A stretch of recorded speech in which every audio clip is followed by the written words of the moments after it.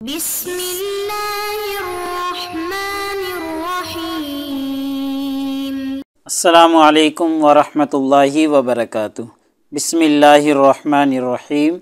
عزیز طلباء اکرام، ایم اے اسلامیات کے مضمون فقہ و اصول الفقہ کا آج ہمارا سبق نمبر 234 ہے، جس کا عنوان ہے کتاب النکاح کا الباب الثانی، اور انشاءاللہ آج ہم الفصل الثامن سے پڑھیں گے، یعنی 8ویں فصل کی ابتدا آج ہم اس سبق سے کریں گے۔ مصنف نے جو فصلوں کا فصول کا ایک سلسلہ شروع کیا ہوا ہے کہ 12 فصلیں ذکر کی جائیں گی، تو ان میں سے آج ہم 8ویں فصل ذکر کرنے جا رہے ہیں۔ تو نیا سبق شروع کرنے سے پہلے ہم گزشتہ سبق کا خلاصہ دیکھتے ہیں۔ پچھلے سبق میں ہم نے سب سے پہلے عبارت کا ترجمہ اور عبارت کی مختصر تشریح پڑھی تھی، اور مختصر تشریح کے دوران ہم نے 2 باندیوں سے نکاح کے بارے میں ذکر کیا تھا، اور ایسے ہی بدکاری کا خوف جانے کے بعد نکاح کا کیا حکم ہے، یعنی 2 باندیوں سے بیک وقت نکاح کرنا، جو کہ 2 بہنیں ہیں، تو کیا باندی ہونے کی وجہ سے ان کو ایک نکاح میں جمع کیا جا سکتا ہے یا نہیں کیا جا سکتا ہے۔ ایسے ہی بدکاری کا خوف جانے کے بعد نکاح کا کیا حکم ہے کہ بدکاری کے خوف سے باندی سے نکاح کر لیا تھا، اور پھر بدکاری کا جو خوف ہے، خطرہ ہے، وہ ختم ہو گیا، تو کیا اب اس عورت کو، اس باندی کو چھوڑ دیا جائے، اپنے نکاح میں برقرار رکھا جائے؟ تو اس پر ہماری تفصیلی گفتگو ہو گئی تھی۔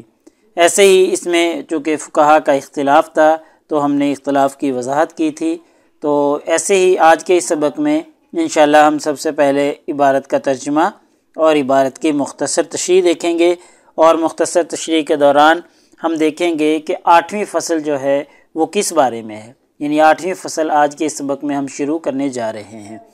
تو 8ویں فصل ہے معنی کفر کے بارے میں، یعنی کفر کی وجہ سے بھی کچھ عورتیں حرام ہو جاتی ہیں، جیسے نسب کی وجہ سے، مسارت کی وجہ سے حرام ہوتی ہیں، تو ایسے ہی کفر کی وجہ سے بھی کچھ عورتیں جو ہیں وہ مسلمانوں پر حرام ہو جاتی ہیں۔ تو معنی کفر کے بارے میں ہے 8ویں فصل۔ تو معنی کفر کے بارے میں یا کافرہ عورتوں سے نکاح کے بارے میں فقہا کا اختلاف ہے، اور اس اختلاف کی انشاءاللہ آج کے سبق میں ہم وضاحت کریں گے،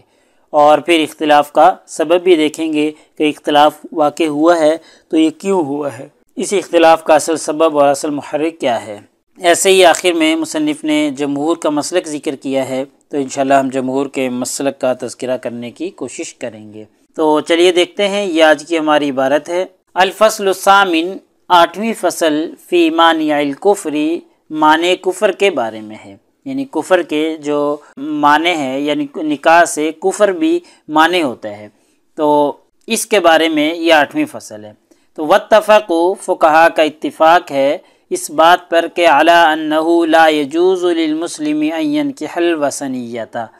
کہ کوئی مسلمان مرد نکاح کرے وثنیہ عورت سے، یعنی بت پرست عورت سے کوئی مسلمان نکاح کرے، اس کے عدم جواز پر فقہا کا اتفاق ہے۔ لا یجوز، جائز نہیں ہے، للمسلم، مسلمان کے لیے، کہ ینکح، وہ نکاح کرے، الوثنیۃ، کسی وثنیہ اور بت پرست عورت سے،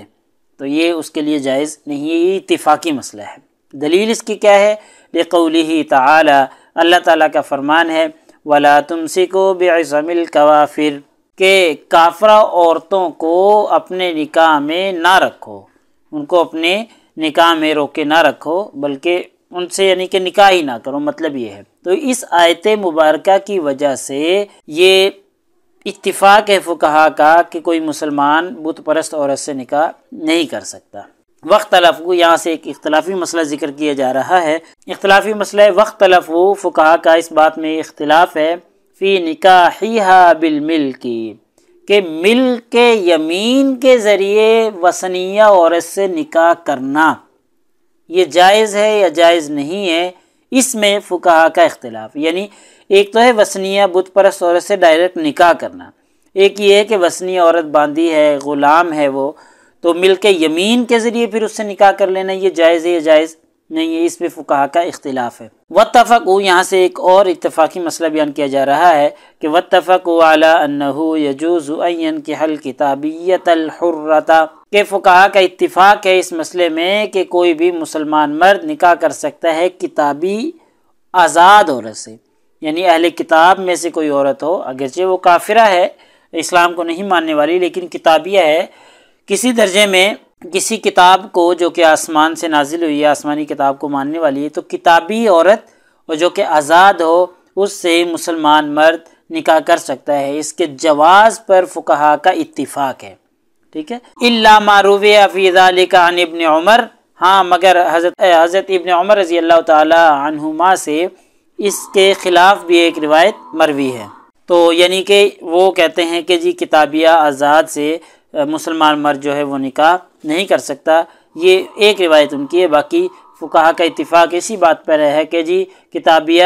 جو کہ آزاد ہے اس سے نکاح کیا جا سکتا ہے۔ واختلف، اس مسئلے میں اختلاف ہے، فی احلال الکتابیۃ الامہ بالنکاح، یعنی نکاح کے ذریعے کتابیہ باندی کو حلال کیا جا سکتا ہے یا نہیں کیا جا سکتا۔ یعنی تو جو باندی ہے اور کتابی، یہ تو اتفاقی مسئلہ تھا نا کہ آزاد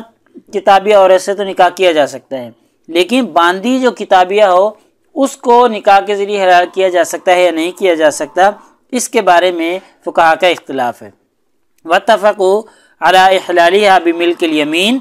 ہاں اس مسئلے میں اتفاق ہے کہ ملک یمین کے ذریعے اس کو حلال کیا جا سکتا ہے، ملک یمین کے ذریعے اس سے ہم بستری کی جا سکتی ہے۔ تو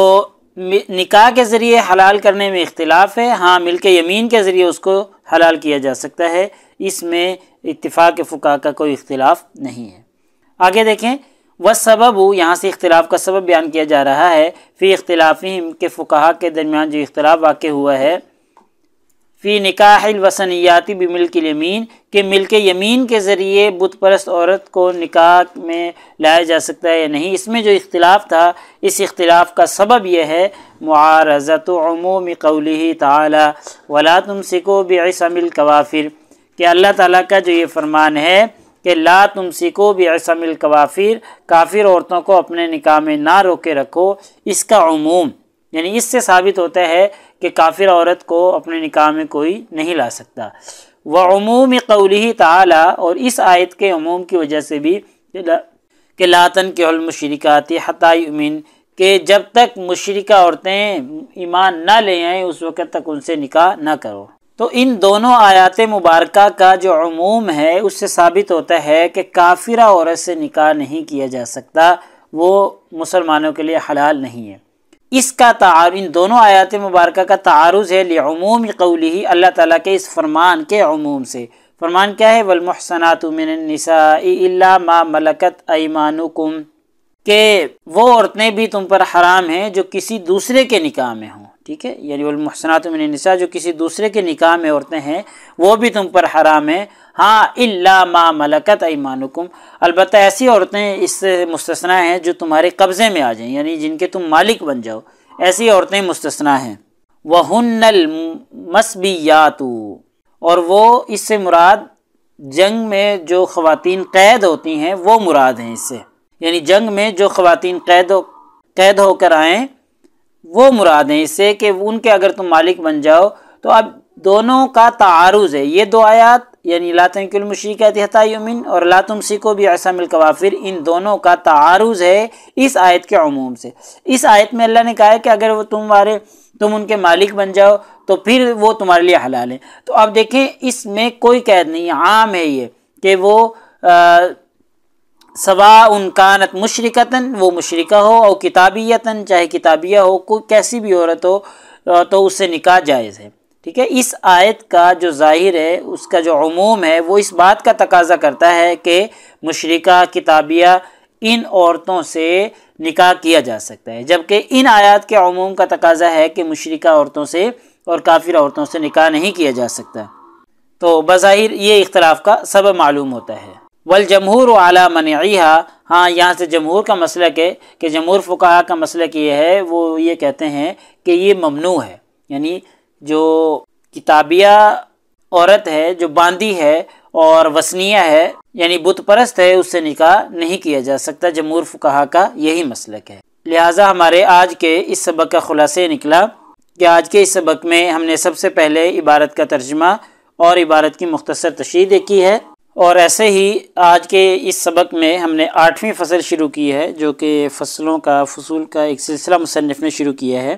تو 8ویں فصل آج کے سبق میں ہم نے شروع کی تھی، اور 8ویں فصل ہے معنی کفر کے بارے میں، یعنی کفر بھی نکاح سے معنی ہوتا ہے، کفر کی وجہ سے بھی نکاح نہیں ہو سکتا، یا کچھ عورتیں جو کافرہ ہوتی ہیں وہ مسلمانوں کے لیے حرام ہیں۔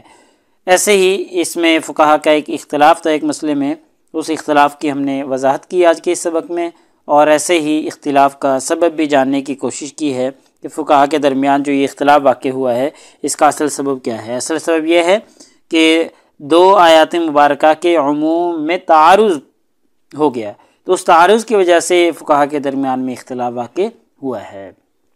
اور پھر آخر میں ہم نے جمہور کا مسلک بھی دیکھا ہے کہ جمہور فقہا کا اس بارے میں کیا مسلک ہے، ان کی کیا رائے ہے۔ تو جمہور فقہا کا کہنا یہ ہے کہ